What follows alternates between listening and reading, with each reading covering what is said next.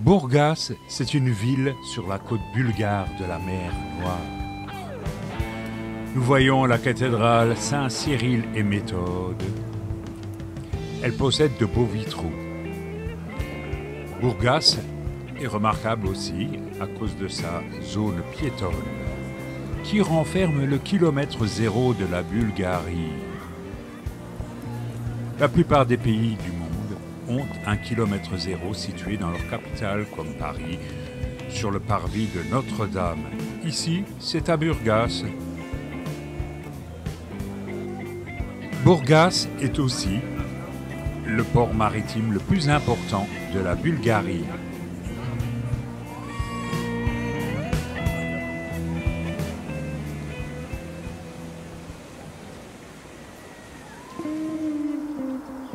Vers 500 avant Jésus-Christ, le peuple thrace s'est rallié à la Grèce antique. Il nous a laissé de nombreux vestiges, comme ce tombeau à Toulos, ici à Pomorie, sur la mer Noire.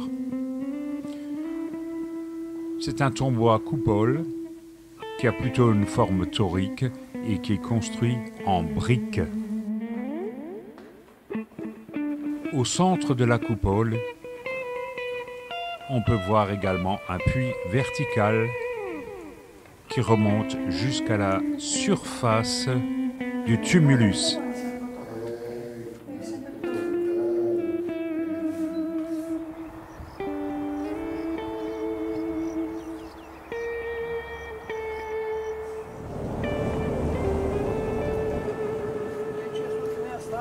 Sozopol se situe à une trentaine de kilomètres au sud-est de Burgas. C'est un village musée et nous sommes ravis par ses roses. La ville ancienne se situe sur une presqu'île. Les premiers signes d'occupation humaine sur le site remontent au 3e millénaire avant Jésus-Christ. C'est l'époque pélasgique. Au 1er siècle avant Jésus-Christ, le nom de Sozopolis commence à apparaître dans les écrits. Et toute la région fut christianisée dès les premiers siècles après Jésus-Christ, comme en témoignent les nombreuses chapelles et petits monastères de la ville.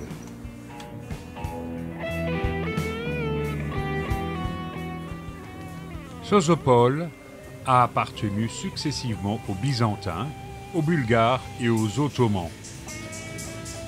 On voit encore les traces du passage des iconoclastes. Après l'indépendance bulgare au XIXe siècle, la région de Sozopol a été intégrée à la Bulgarie en 1923 conformément au traité de Lausanne.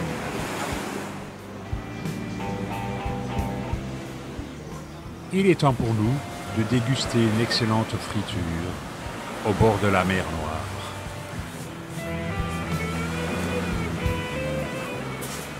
Et nous sommes juste à côté des vestiges d'une ancienne église. Et dans son cimetière, on a trouvé encore des cercueils avec les squelettes cloués pour ne pas que les morts vivants se relèvent la nuit. La légende de Dracula plane encore sur ces lieux idylliques. Mais comme toujours, Cyril et Méthode veillent sur cette cité paisible. Puis, shopping oblige. Et là, nous tombons devant des vitrines présentant toutes sortes de produits dérivés de l'eau de rose.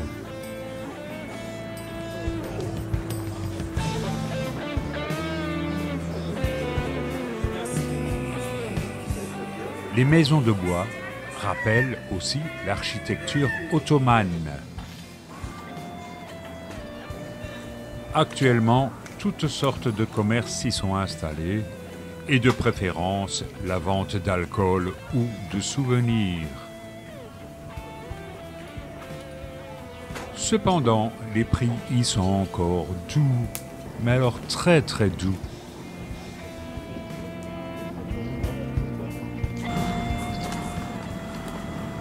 Et sur le cap Skamni, on peut encore voir les vestiges du monastère médiéval des Saints Apôtres. Un navire de pêche est en approche du port de Sozopol, qui est aussi un important port de pêche.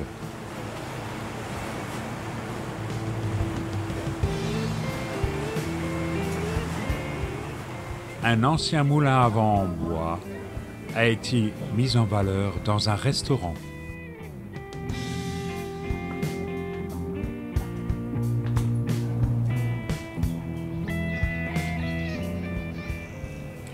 Nous retournons au port de pêche de Sozopol, où le navire de tout à l'heure s'est amarré. Sozopol restera pour nous une étape pratiquement incontournable sur la côte de la mer Noire bulgare.